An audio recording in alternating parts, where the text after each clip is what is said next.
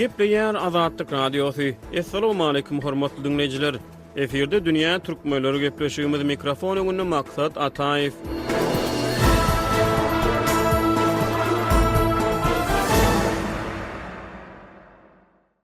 Azatlyk Radiosynyň Dünýä Türkmenleri programmasy 2024-nji ýylda ady wadaty jahana dolan mawtumly Praga bagşlanýan gepleşikler tapgyrynyň 2-nji bölümi bilen dowam edýär. Bu gepleşikde Pragada ýaşaýan türkmen ýazgysy we synçy Hudaýberdi Harly Pushkin bilen Pragaň arasyna meňdeşligi sejerýär we beýik akyldaryň hökman bilinmeli eserlerini serýelýär. Gepleşigimiziň 1-nji bölümine geçen ýylyň dowamyna mawtumly Pragaň 300 ýyllygyna bagşlanyp geçirilen şäherleriň jemine syn edip döwlet gödäçiligini, şeýle-de raýat başlangyçları bilen geçirilen jemgyýetçilik ýygnaşyklaryna nazar etdik. Nowatdaky gepleşik bilen Dünýä Türkmenleri programmamyz Pragaň ýyl dönümine bagşlanan 4-nji gepleşigi dinleýijilere hödürleýär. Bu tema boýunça ýylyň dowamyna taýýarlanan gepleşiklerimiz Azatlyk Radiosynyň web sahypasyna dinläp bilersiňiz. Mawtumly Pragaň 300 ýylyna bagşlanan resmi we resmi däl çäreler barady. Geçen gepleşigimizde eden gurulmalarymyzdan soňra bu gepleşikde gelin bir pursat ýene bir gezek Mawtumly Pragaň dörözçülük dünýäsine syýahata çykaly. Hudaýberdi Pragaň eserleri türkmen aňytynyň, türkmen edebiýatynyň baş täji gowher daşy hasaplanýar. Türkmenistanyň halk maslahatynyň başy Gurbany Berdimuhammedow Russiýanyň prezidenti Vladimir Putin bilen 11-nji oktýabrda Aşgabatda geçiren duşugyny Kremliň web sahypasyna çap edilen videodan ma'lum bolşuna görä Mawtumly Pragaň Rus şahyry Aleksandr Pushkin bilen deňeşdirdi. Ýagny Rus halky üçin Pushkin, Dostoyevskiy ýa-da Tolstoy ýaly şahsiýetler näme derejede sarpyly bolsa, biziň üçin Praga hem şeýle diýen ýaly ähliňe söz sözledi. Praga we Pushkin haýsy jähetden birege meňdeýär. Ol bilen bir iki geni öz milli medeniýetini dünýä derejesine ýetirdi. Olar ýagny milli medeniýeti öz şäherinden has ýokary götürdiler. Pushkin bütün Rus medeniýetiniň gadymy antik döwründen esasanam Grek medeniýetinden ösüp çykanlygyny aýtdy. Şoň bilen birlikde Rus medeniýetini Turatdan, Zeburdan hem İncilden uly täsirleriň galanlygyny, şol mukaddes kitaplarda öňe sürilýän ideýalaryň, pikirleriň Rus jemgyýetine hem Rus medeniýetine de aýdylýanyny aýtdy. Şoň bilen birlikde Pushkin Kur'an-ı Kerim bilen tanış bolupdyr. Kur'an-ı Kerim'e ýüzlenýär, ýöne bir gynançly zat Pushkin'in döwründe Kur'an-ı Kerim'in gowy kämil terjimesi ýokdy. Entek terjime beýle bir kämil däldi. Hut şu hyzmat Mawtumulda da bar. Onuň paýhas şeşmesi şol mukaddes kitaplardan gaýdýar. Ýagny şol mukaddes kitaplardaky ideýalary Mawtumulda da öz medeniýetine, öz halkyna ýetirýär. Meselem ol turgul diýdiler goşgusyny ägir uly şahslaryň belli pirleriň atlaryny getirýär. Ýagny men şol adamlaryň, şol şahslaryň ruhundan, şolaryň paýhas bulagundan, paýhas çeşmesinden içdim. Şondan ganynym şeýle men dile geldim diýip aýdýar. Bir ikisi öz medeniýetini şol ýokary derejeye ýetirdiler. İkinciden buların ikisi de söz baýlygynyň ustady. Ýagny Pushkin Mawtumly da Pushkin Rus diliniň düýbüni goýjularyň bir hasap edilýär. Mawtumly türkmen edebi diliniň düýbüni goýjy hasap edilýär. Pushkinne 24 nuňa golaý söz ulanlypdyr. Pushkin özüniň dörjüliginiň soňky bölegini hatta poeziýa üçin rifmalaryň, kapiýanyň azlygy edýändigini, Rus diliniň poeziýa üçin entegem garypdygyny aýdýar. Elbetde ol Pushkin üçin garyp, başga bir üçin däl. Edil şolar ýaly Mawtumly da şu ýagdaý gaýtalanýar. Mawtumlynyň eserlerini türkmen halkynyň ähli stereotyplaryna degişli bolan sözleri tapyp bolýar. Bir umumlygy görüp bolýar. Mawtumlynyň eserleri türkmen halkynyň ähli üçin umumy hem düşünükli. Şoň bilen birlikde türkmen diliniň hem Mawtumly üçin darlyk edenligi belli. Sebäbi ol bir näçe eserini fars hem arap sözlerini ulanmaly bolýar. Bir iki ustad öz ene dilleriniň düýbüni goýjy. Ýagny onuň fundamentini, esasyny döredijiler. Üçüncüden olar poeziýanyň söz sunuwatynyň hyzmatyny ýokary götürýärler. Pushkin'in poeziýanyň talaby barada 3 sany öňe sürýän pikiri bar. Oňa poeziýanyň 3 sütünü diýip ad berýärler. Meselem ýadgärlik dikledim diýen goşgusyny, bu goşguny türkmen diline geçiren Kerim Gurban Nefesov de şeýle diýär. Liran bilen oýudyp duýgularyň ýagşysyn. Ýagny men öz liram bilen, poeziýam bilen duýgularyň ýagşysyny oýutdum diýär. Ýagny men ýagşylygy, gowulugy wasp etdim diýär. İkinci sütün, adatlygy wasp edip bu gazaply asyrda, ýagny Pushkin erkinligi wasp edýär. Erkinlik bolmaly, adatlyk bolmaly diýär. Şu gazaply dünýäde. Üçüncü sütün, ezilen mazlumlary resim soran üçün, ýagny ol mazlumlaryň ezilenlerin tarapynda, ýagny ejilerin tarapynda. Ine şu beýik üç sütün, ýagny ýagşylygy wasp etmek, adatlygy wasp etmek hem ezilen adamlara arka durmak, olara howandar durmak. Ine şu üç möhüm pikiri Pushkin öňe sürýär. Magtumuly öz bedenine şeýle diýär.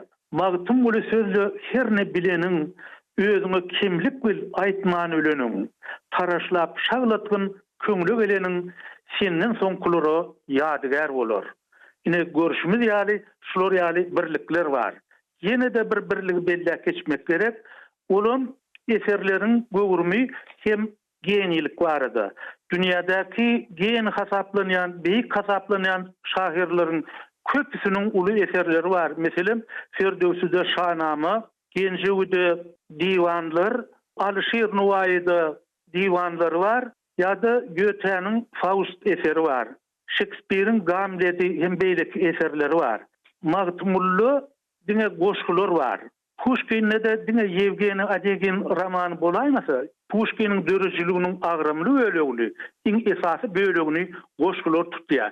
Ýagny Pushkin'im Magtumuly da diňe goşgunyň ýagny kiçi janryň üstü bilen genilik derejesine ýeten adamlar.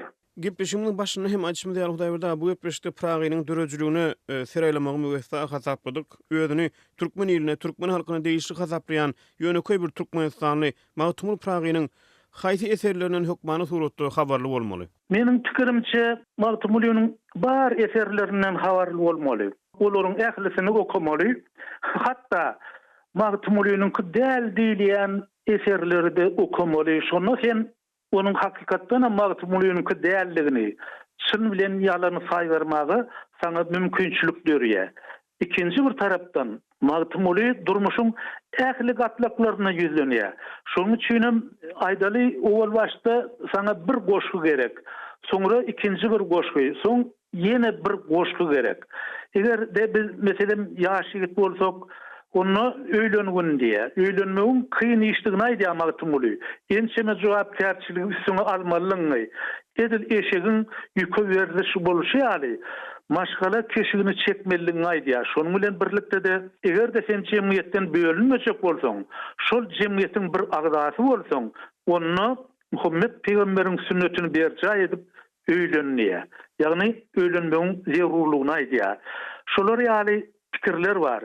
Käbir setirler edil okan döwründe beýle bir hyýalyňa da gelenok ýa-da onuň duşundan geçip gidýän wagt geçmegi bilen sen şol aýdylan pikire, şol sözü ýangadan dolanyp gelýän. Ine şonu Magtumuly sana has aýdyň bolýar. Bir gezek men aşagatda onkologiýa keselhanasynda ýatan bir garrynyň ýanyna bardym. On forumana ol özü ýaly bir garry bilen gurrunat oturýarken ýaşul adamlar näme diýjegimi bilmän. Şunu men ýaşullary Magtumuly hassalyk şükürni kılgyl diýipdir diýdim. Şunu bir ýaşuly ölmezden burun diýen goşgusyny Magtumulyň şol meniň mysal getirdiğim goşgumy doğruluğunu okap berdi. Ol ýatdan bilýär eken. Ine şolar ýaly. İkinci bir tarapdan Magtumuly egerde akyl berse, öwretse, onu ören sada diýär. Meselem bu işi diýen goşgu var. Ben de sen bet işe batyrlyk etme, alnynda goýarlar, ol gün bu işi. Nefse uyma, şeytan raýyna gitme, gyjalaty goýar, bilgin bu işi. Ýagny ol şeýle sadalyk bilen düşündirýär. Şoň bilen birlikde Magtumuly düşünmesi kyn goşgularym bar. Onu elbette öz wagty geleninde okuyan hem onu düşünmäge çalışýan. Meselem Ussosuz işlen, kirşsiz katılan, kımmatsız satılan, elsiz tutulan, gol degmey şekilen, oksuz atılan, çillesiz gurulan yaya sataştım. Buna göräýmäge türkmen goşgy ýöne düşünmek gaty kyn. Yine bir bendi misal getiresim gelýär. Ruýende ýu aýende, zıvan seni guýende, mudam olup ruýende, til senin üçin nalanan. Göräýmäge türkmençe ýaly ýöne gaty kyn. Ine magtymully şeýle, şoň üçin men türkmene şo falyny kut özüme de magtymlynyň ähli eserlerini döwür okumagy maslahat berýän. Şeýle her eserin bir öz döwri bar. Hudaýda Pragynyň eserleri türkmen diliniň ösüşine we kämillik ýoluny nähili täsir ýetirdi? Şol başda da aýdyşymyz ýaly, magtymly türkmen edebi dilini düzdü, şonu esaslandyrdy. Ýagny biz magtymlynyň ähli eserlerini, ähli sözlerini edebi dilin fondu hökmüne kabul edýär.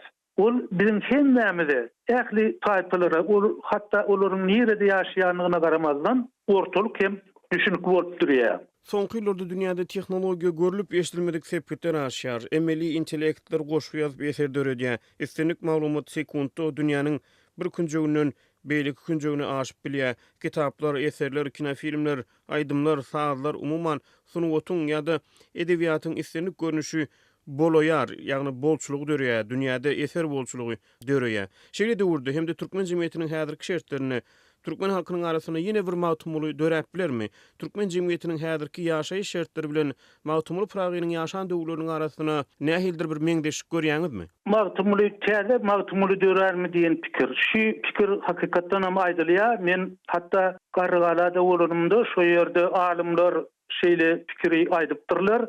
Şonu Gargaladan kimdir biri bir ýaş şahyryň adyny tutup buna plany dörede ahyrin diýipdir. Bu elbetde degişme ýagny gülkümanda gelýär ýöne. Eýsem magtymly dörärmi ýa-da döremez. Ýene biz Pushkin'e dolansak, bilişimiz ýaly Pushkin Dante'siň okunan öldü, ýagny duelde öldü, ol bir barmasız acala, ýagny bolmasız ajalyň üstünden bardy. Ýagny ony ajalyň üstünden eltdiler. Lermontov aýtmyşlaýyn. Ajalyň üstünden eltdiler hem ol okdan öldü.